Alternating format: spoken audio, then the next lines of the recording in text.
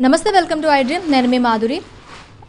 దాదాపు 5 నెలల తర్వాత కవితకు బెయిల్ వచ్చిన సంగతి అందరికీ తెలిసిందే. అసలు ఏ ప్రాతిపదికన బెయిల్ వచ్చింది, మళ్ళీ వెళ్ళే అవకాశాలు ఉన్నాయా, అసలు ఈ కేసులో ఏం జరగబోతుంది, డీటెయిల్గా చెప్పడానికి మనతో పాటు ఉన్నారు నేరెళ్ల మల్లాద్రి గారు, retired judge and supreme court advocate. ఆయన అడిగి తెలుసుకుందాం. Hello sir. సార్, కవిత గారికి దాదాపు 165 రోజులు ఉన్న తర్వాత, తిహార్ జైల్లో ఉన్న తర్వాత ఇప్పుడు బెయిల్ వచ్చింది. దీన్ని ఎలా చూడాలి? ఇప్పుడు బెయిల్ రావటాన్ని మనం ఎలా చూడాలి? ఏ ప్రాతిపదికన బెయిల్ ఇచ్చారు?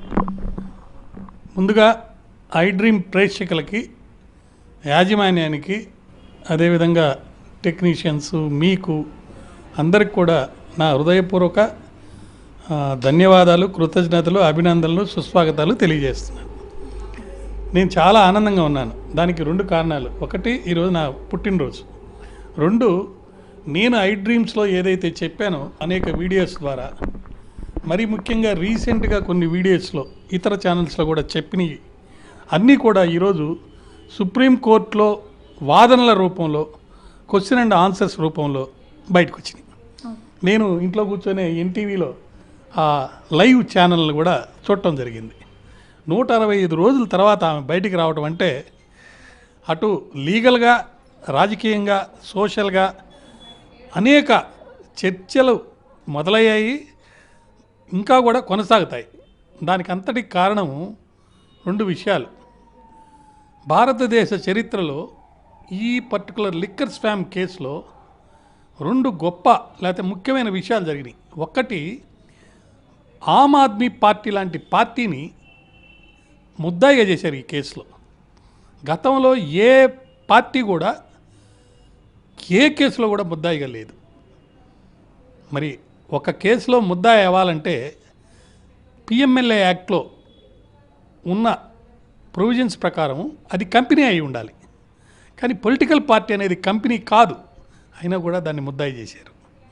అదేవిధంగా ఒక 2 ప్రిన్సిపల్స్ని ఫాలో అవుతూ చాలామందిని, కేజ్రీవాల్ గారిని, సిసోడియా గారిని, సంజయ్ గారిని, ఇంకా అనేక మంది ప్రముఖమైన వ్యక్తుల్ని అరెస్ట్ చేసి లోపల పెట్టారు. వాళ్ళు బయటికి రావడానికి 2 ప్రశ్నలు సుప్రీంకోర్టులో ప్రతి వాళ్ళని అడగడం జరిగింది. ఆ 2 ప్రశ్నలకు సంబంధించి ముఖ్యంగా గతంలో ఒక తీర్పులో ఈ 2 ప్రశ్నలు, అంటే సెక్షన్ 45లో ఉన్న ప్రొవిజన్ ప్రకారం ఈ 2 క్వశ్చన్స్ కూడా కరెక్ట్, లీగలు, కాన్స్టిట్యూషనల్ అని చెప్పి తీర్పిచ్చేశారు. దాని మీద రివ్యూ పిటిషన్స్ చాలామంది వేశారు. నళిని చిదంబరం గారు, తర్వాత మన సీనియర్ అడ్వకేట్స్ అభిషేక్ సింఘి గారు, మళ్ళా ఆయన సెంట్రల్ మినిస్టర్గా చేశారు. ఇప్పుడు నిన్న కూడా కేసులో ఆయన ఆర్గ్యూ చేశారు. వారు ఇప్పుడు bar association, supreme court bar association president, వీళ్ళందరూ కూడా రివ్యూ పిటిషన్స్ వేశారు. ఈ 2 ప్రశ్నలకు సంబంధించి ఈ యొక్క సెక్షన్ 45లో ఏదైతే ప్రొవిజన్ పెట్టారో అది మీరు చట్టపరంగా ఉంది, రాజ్యాంగపరంగా ఉందని చెప్పారు, కానీ అది తప్పు, దీన్ని రివ్యూ చేయండి అని చెప్పారు. అయ్యే 2 ప్రశ్నలు కవిత కేసులో కూడా వచ్చినాయి. ఈ 2 ప్రశ్నలు ఏంటంటే, ఒకటి, ఎవరైనా ఈడీ కేసులో ముద్దాయి అయితే వాళ్ళు ఆ పర్టికులర్ కేసులో ₹1,00,00,000 కంటే ఎక్కువ డబ్బు ఇన్వాల్వ్ అయి ఉంటే, లంచంగా కానీ లేదా ఏ రూపంలో కానీ మనీ లాండరింగ్ జరుగుంటే, మొట్టమొదట పాయింట్ ఏంటంటే, నేను ఈ నేరం చేయలేదు అని రుజువు చేసుకొని ప్రైమా ఫేషిగా చేయాల్సిన బాధ్యత ఎవరిని లోపల పెడతారో వారి మీద ఉంది. అది ఒకటి. రెండోది, బయటకు వస్తే, బెయిల్ మీద బయటకు వస్తే, నేను మరలా ఇటువంటి నేరం చెయ్యను, చేసే అవకాశం లేదు అని కూడా ప్రూవ్ చేయాల్సిన బాధ్యత కూడా ఆ వ్యక్తి మీదే ఉంది. ఇవి 2 చాలా ముఖ్యమైన విషయాలు. మరొకటి ఏంటంటే, ఈ రివ్యూ పిటిషన్లో వాళ్ళు అడిగింది, మనం ముద్దాయిలకి వాళ్ళ మీద పెట్టిన కేసు తాలూకు ఎఫ్ఐఆర్ కాపీ సిఆర్పిసి ప్రకారం అందరికీ ఇస్తారు. అసలు ఏం కేసు పెట్టారని తెలియాలి కదా. కానీ కంపల్సరీ ఇవ్వాల్సిన అవసరం ఈడీ కేసుల్లో లేదు. దాన్ని ఈసీఐఆర్ అంటారు. ఆ ఈసీఐఆర్ రిపోర్టు కాపీ కూడా వాళ్ళకి ఇవ్వాల్సిన అవసరం లేదు అన్నట్టుగా ఈ చట్టం ఉంది. మరి ఇది చట్ట వ్యతిరేకం కదా అనేది ఒక ఇది.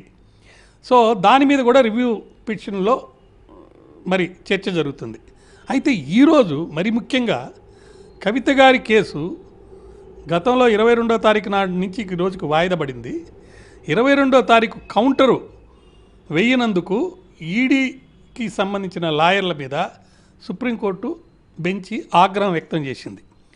అప్పుడు ఆ సందర్భంలో ఏమడిగిందంటే, మీ దగ్గర హైకోర్టు రికార్డు ఫైల్ ఉండి కూడా దాన్ని బేస్ చేసుకొని కౌంటర్ దాఖలు చేయకుండా వాయిదాలు అడుగుతున్నారు, ఇది తప్పు అంటే అప్పుడే కొంచెం అర్థమైంది జనాలకి, అంటే ప్రజలకి.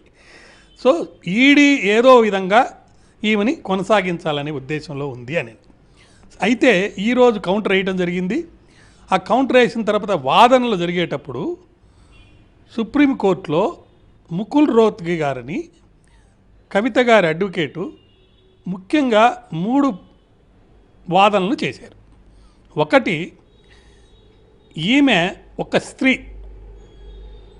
మనీష్ సిసోడియా కేసులో బెయిల్ ఇచ్చేటప్పుడు ఏ ప్రాతిపదికన ఆయనకి బెయిల్ ఇచ్చారో ఈమె కేసులో కూడా ఛార్జ్షీట్ దాఖలు చేశారు కాబట్టి, సుమారు 165 రోజుల నుంచి జైల్లో ఉంది కాబట్టి త్వరితగతిన మరి ట్రయల్ జరిగి తీర్పు అయ్యే అవకాశం లేదు కాబట్టి వెల్యూమినస్ డాక్యుమెంట్స్ వేశారు, చాలా టైం టేకింగ్ ప్రాసెస్ ఉంది కాబట్టి ఈమె ఫండమెంటల్ రైట్ అనేది వైలేట్ అవుతుంది కాబట్టి ఈమెకి బెయిల్ ఇవ్వండి అనేది ఒక వాదన. రెండో వాదన వాళ్ళు చేసింది ఏంటంటే, ఈమె ఏదో తన యొక్క సెల్ ఫోన్లకు సంబంధించి ఎవిడెన్స్ని డిస్ట్రాయ్ చేసినట్టుగా వాళ్ళు వాదిస్తున్నారు. కానీ వాస్తవంగా జరిగింది, ఆమెకి నోటీస్ ఇచ్చిన తర్వాత సెల్ ఫోన్లు తెచ్చిచ్చేసింది. కానీ తెచ్చిచ్చే లోపల ఆమె కొత్త ఫోన్లు తీసుకున్నందువల్లనో అనేక కారణాల వల్ల ఆమెకున్న ఫోన్లని ఇతరులకు ఇచ్చింది.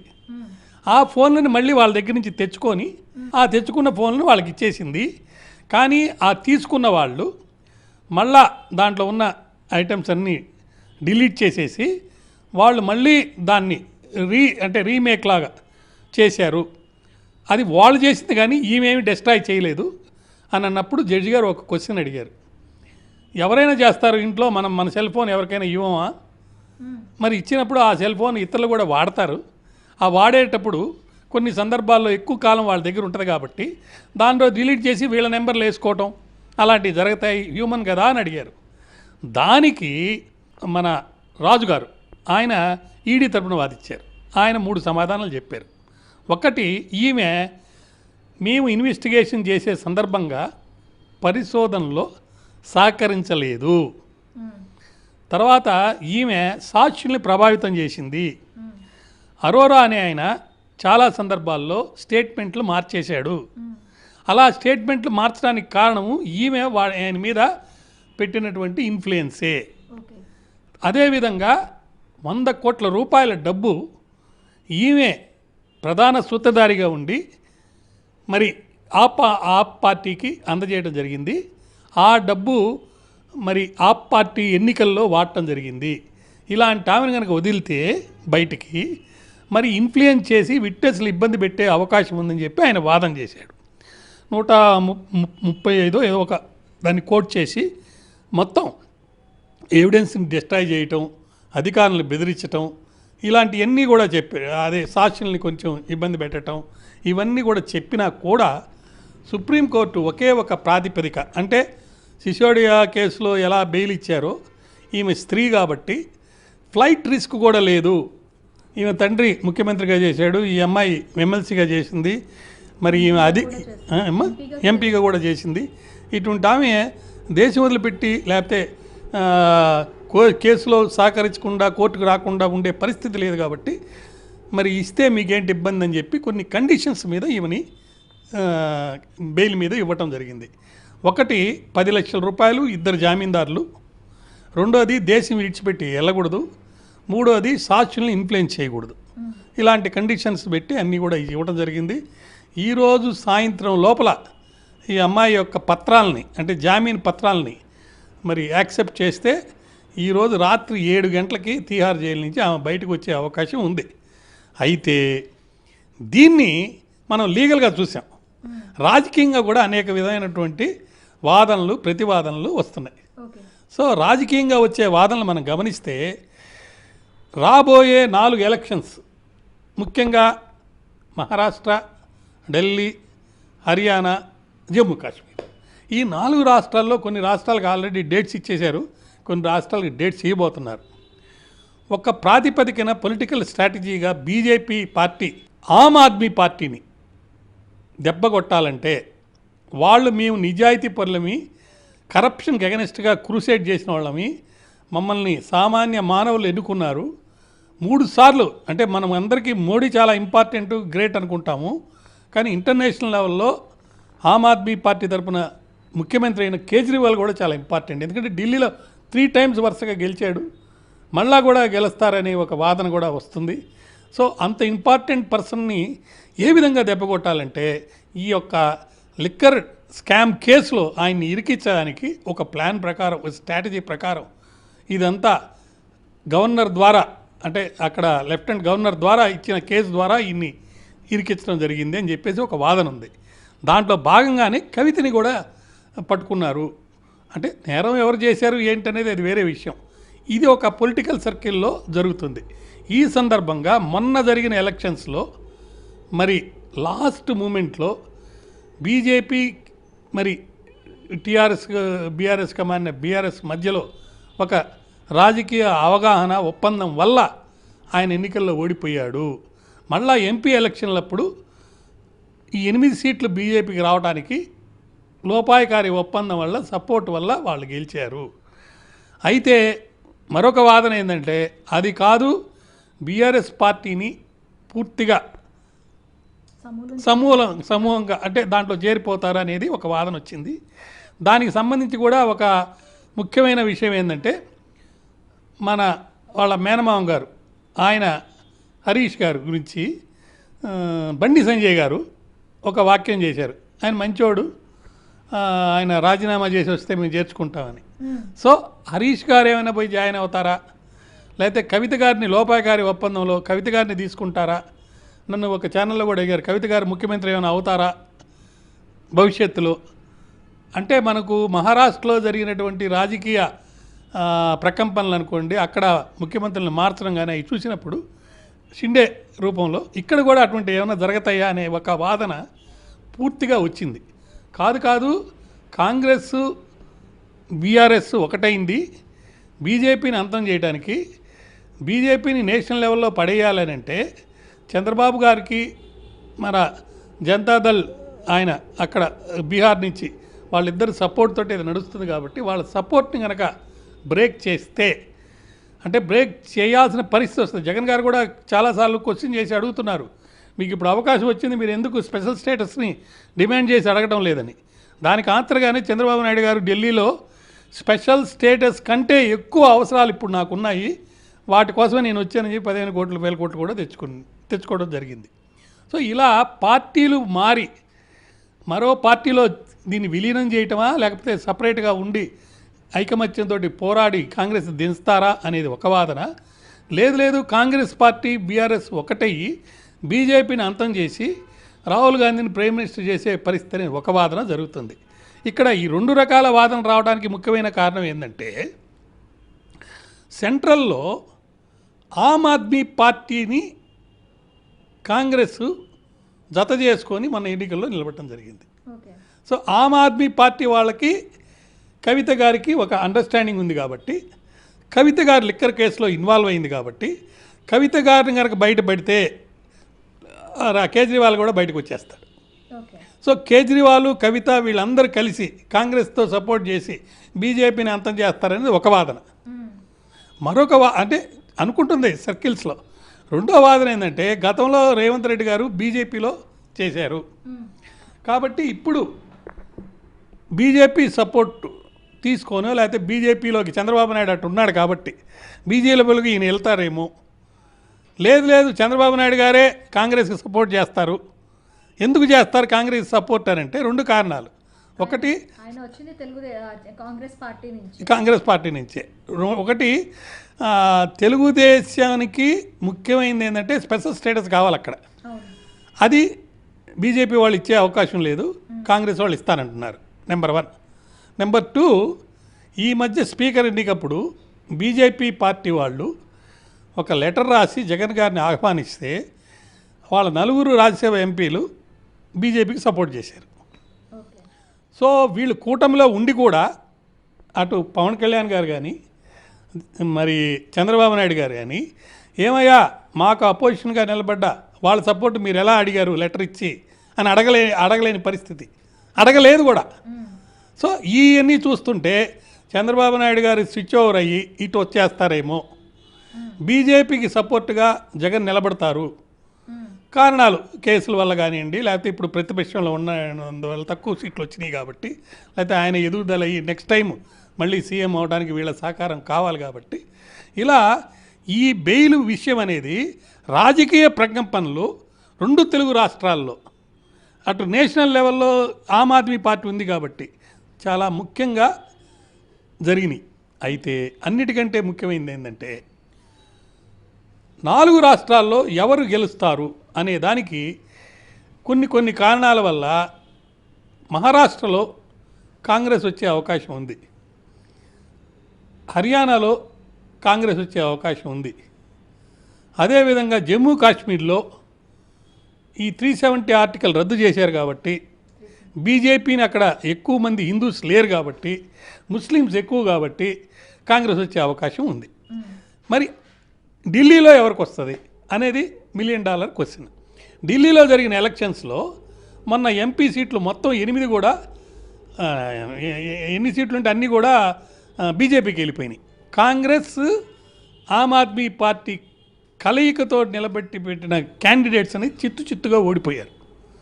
ఇప్పుడు మరి ఈయన బయటకు వస్తే, కేజ్రీవాల్ కనుక బయటకు వస్తే ఆయన మళ్ళీ మన వాళ్ళెవరు కాంగ్రెస్ ఆమ్ ఆద్మీ పార్టీ 2 కలిసి పోటీ చేస్తాయా అసెంబ్లీ ఎన్నికల్లో? దాన్ని కార్యకర్తలు ఒప్పుకుంటారా? ఇప్పుడు ఆంధ్ర రాష్ట్రంలో జరిగిన ఎన్నికల్లో అనేక అభియోగాలు ఉన్నాయి. ఒకటి దాన్ని ఏమంటారు, ఈవీఎంస్ని ఇంటర్ఫియర్ చేశారని, ఈవీఎం ద్వారా వేరే పద్ధతుల్లో దాన్ని మేనేజ్ చేసి గెలిచారని ఇప్పుడు కేసులు కూడా జరుగుతున్నాయి. మరి అక్కడ ఢిల్లీలో మరి అక్కడ వాళ్ళిద్దరూ కలిసి నిలబడితే ఓడిపోయారు. ఇప్పుడు ఇండిపెండెంట్గా నిలబడాలంటే ఒకరినొకరు తిట్టుకోవాలి. మరి ఒకరినొకరు అక్కడ తిట్టుకుంటుంటే ఇక్కడ బీఆర్ఎస్ వాళ్ళు కాంగ్రెస్ వాళ్ళు తిట్టుకుంటున్నారు. అంటే మేము బయట లోపల ఒప్పందాలు మనకు సంబంధం లేదు. మరి అక్కడ కూడా తిట్టుకుంటారా, లేకపోతే వేరే విధంగా సపరేట్గా చేస్తే బీఆర్ఎస్ వెళ్ళి ఆమ్ ఆద్మీ పార్టీకి సపోర్ట్ చేయాలి.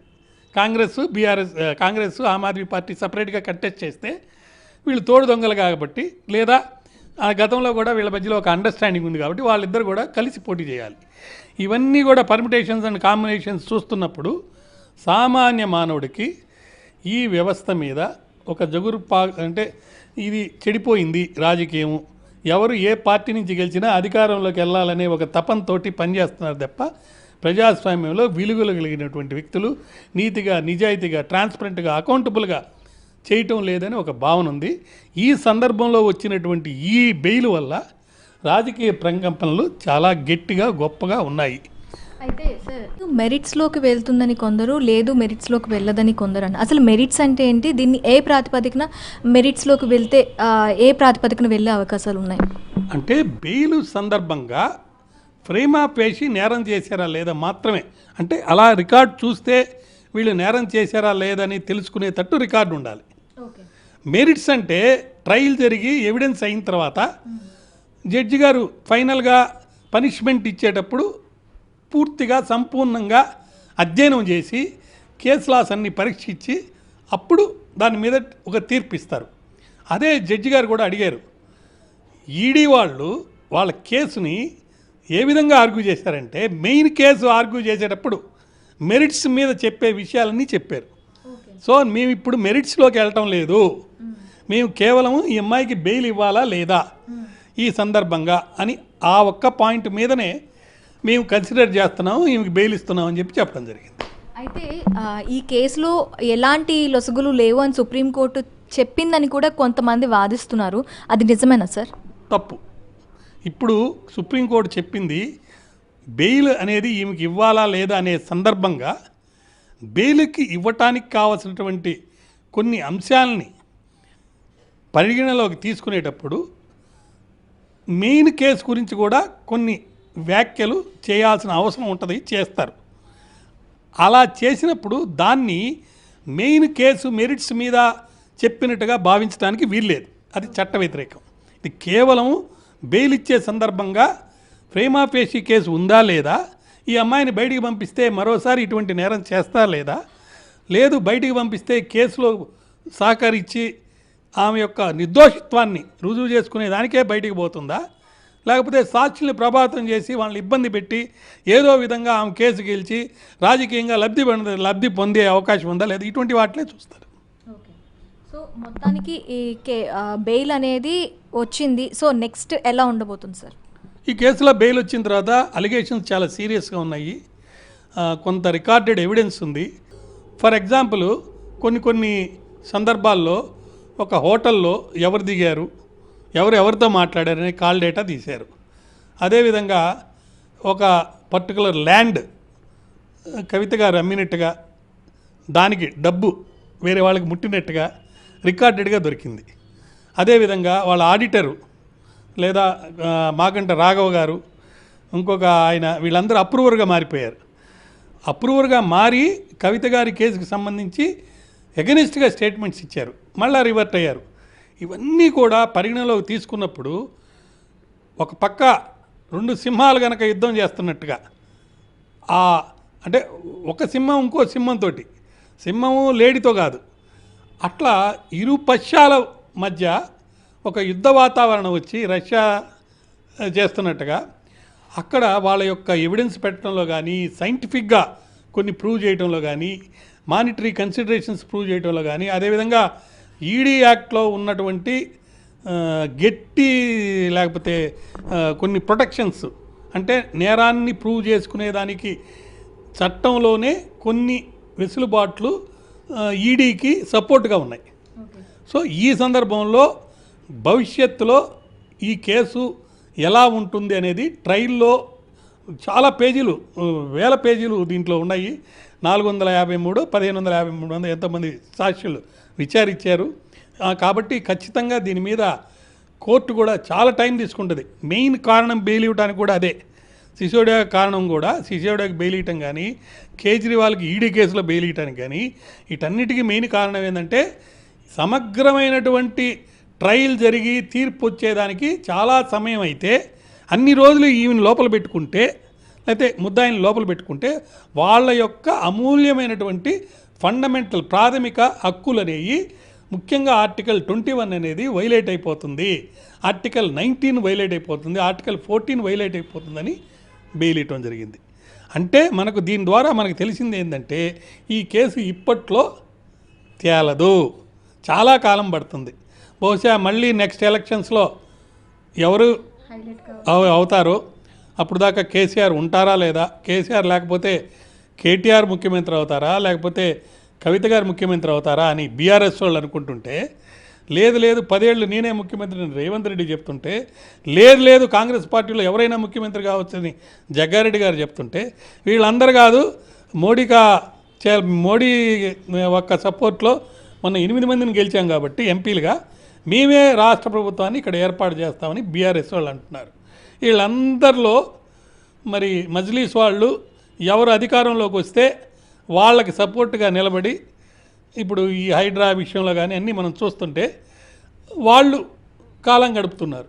కాబట్టి రాబోయే రోజుల్లో ఈ దర్యాప్తు పూర్తయి ఛార్జ్షీట్లు అయితే వేశారు, కానీ ఇంకా పరిశోధన చేయాల్సినవి చాలా ఉన్నాయి. వీటిల్లో ముఖ్యంగా ఈ 100 కోట్ల రూపాయలు ఎక్కడికి వెళ్ళినాయి, ఆ డబ్బు ఇంకా రికవరీ కాలేదు. ఇదే క్వశ్చన్ జడ్జి గారు కూడా అడిగారు. సో మేము ఇంకా సమగ్రమైన దర్యాప్తు చేస్తున్నాం, ఆ డబ్బును కూడా రికవరీ చేస్తాము అని ఈడీ వాళ్ళు చెప్పడం జరిగింది. కాబట్టి ఇది కాలం ఇంకా చాలా కాలం పడుతుంది. దాంట్లో ఒకవేళ కనుక నేరం కనుక రుజువైతే, మనకందరికీ గుర్తుంది జయలలిత కేసులో శిక్షల పడింది, జయలలిత నేస్తం, ఆ అమ్మాయి పేరు ఏదో ఉంది, శశికళ గారు 3 ఏళ్ళు జైల్లో ఉండి రావడం జరిగింది. అదే కనుక జయలలిత బతుకుంటే ఆమె కూడా అన్ని రోజులు ఉండి వచ్చేది. తర్వాత జయలలిత గారి మీద ఫైన్ వేశారు. ఆ ఫైన్ డబ్బుని రికవర్ చేశారా లేదో తెలియదు నాకు. రికవర్ చేయకపోతే మనిషి చచ్చిపోయినా రికవర్ చేయాలని చెప్పి ఒక కొత్త చట్టంలో ఉంటే ఒక రూల్ కూడా పెట్టున్నారు. సో డబ్బులైనా వసూలు చేయొచ్చు, లేదు ఫైన్లైనా వేసి నష్టపరిహారం లేకపోతే పనిష్మెంట్ కింద డబ్బులు రికవర్ చేయొచ్చు, లేకపోతే శిక్షలు వేసి వాళ్ళని జైలుకి కూడా పంపించవచ్చు. Okay sir, thank you very much.